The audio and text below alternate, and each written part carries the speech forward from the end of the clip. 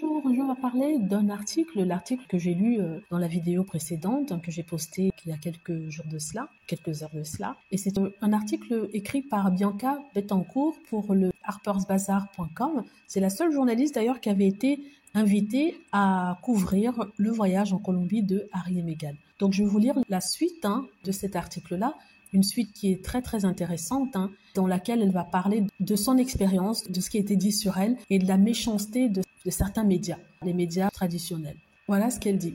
J'avais besoin de cette positivité pendant mon temps à couvrir ce sexe, puisque toute association avec le couple, même juste être un reporter de l'équipe partageant des détails de base et des faits sur les événements quotidiens, signifie s'exposer à des critiques injustifiées de la part, du monde.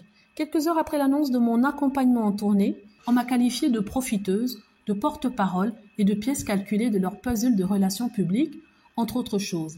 Et c'était avant même que j'envoie un seul rapport. Les reporters britanniques étaient spécifiquement perplexes quant à ma présence.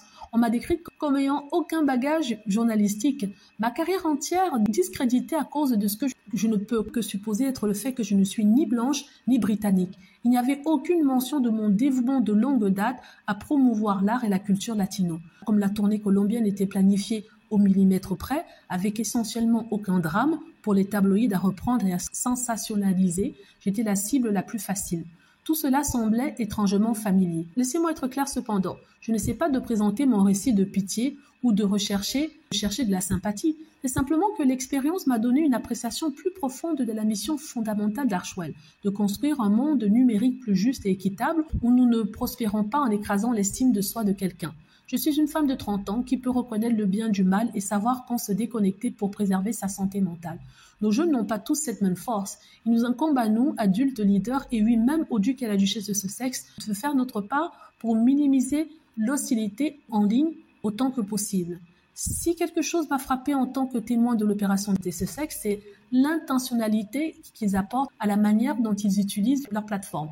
Peu importe l'opinion publique, le duc et la duchesse sont déterminés à continuer des actes de service. Ce n'est pas une obligation pour eux. Après tout, de nombreuses célébrités ne considèrent pas le service comme faisant partie de leur rôle. Au contraire, c'est une vocation. Cette attention aiguë aux détails, dans la façon dont ils manœuvrent leur célébrité, dans la façon dont ils se déplacent dans le monde et dans la façon dont ils choisissent leur collaboration, est ce qui les aidera à avoir le plus grand impact à l'avenir. Alors cette femme, en fait, dit que quand on a appris que c'est elle qui couvrirait le voyage d'Harry et Meghan, les attaques ont commencé. Tout le monde sur Internet déjà a commencé, l'ont traité de manipulatrice comme les Sussex, l'ont traité je crois qu'elle avait dit qu'ils l'avaient traité de profiteuse. Donc, ils l'ont traité de profiteuse, ils l'ont traité d'amis de Harry et Meghan. C'est toujours comme ça avec les médias anglais pour la plupart. Quand vous écrivez quelque chose de positif sur Harry et Meghan et que vous êtes un journaliste qui ne les connaît pas spécialement, ils vous traitent d'amis, de meilleurs amis de Meghan, de telle sorte que ça va décrédibiliser votre article.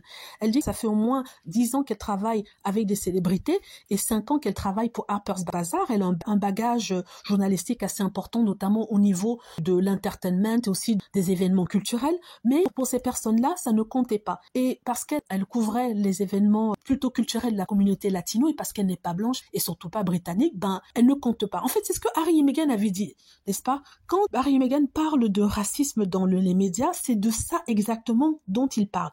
Et ici, on vous parle de quelqu'un qui a carrément été, décrédibilisé, qui a quand même été traité comme une moins que rien, alors qu'elle a tout un bagage journalistique derrière elle. Ils ont fait la même chose avec Omid Scobie, jusqu'à se moquer de son nom en trouvant des formulations bizarres par rapport à la prononciation de cela. Et ça, je suis désolée, c'est du racisme. Le racisme, ce n'est pas seulement qu'on insulte les gens, c'est quand on se sert de certains noms à conscience culturelle pour dénigrer, se moquer. Ça tombe aussi sur le coup du racisme. C'est ça que les Anglais faisaient et font toujours.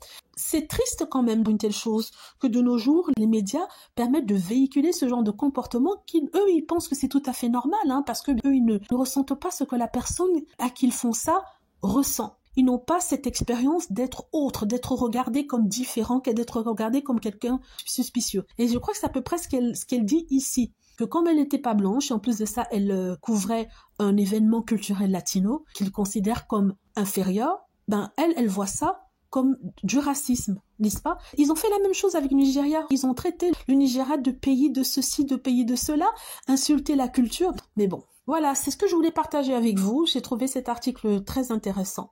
Ça vous parle du travail des Sussex, ça vous dit que les Sussex sont célèbres, ils savent qu'ils sont célèbres, ils veulent utiliser cette célébrité-là pour apporter la lumière sur les causes auxquelles ils croient, n'est-ce pas, et pour lesquelles ils se battent. Ils comprennent qu'ils seront toujours targetés par les critiques, ridiculisés, insultés, mais ils s'en fichent parce qu'à la fin des choses, c'est plutôt le service qui est important, les changements qu'il va apporter aux causes pour lesquelles ils se battent. Voilà, j'espère que j'ai été claire dans mon explication, ma compréhension du texte. Voilà, c'est pour vous que je faisais ça. J'ai trouvé que c'était très intéressant et j'espère retrouver certains d'autres articles comme ça et pouvoir vous partager avec vous. Voilà, dites-moi ce que vous en pensez. J'espère que vous avez aimé la vidéo. N'hésitez pas à cliquer sur like si c'est le cas, à vous abonner pour plus de vidéos et à cliquer sur la petite cloche afin de être averti lorsque je poste une nouvelle vidéo.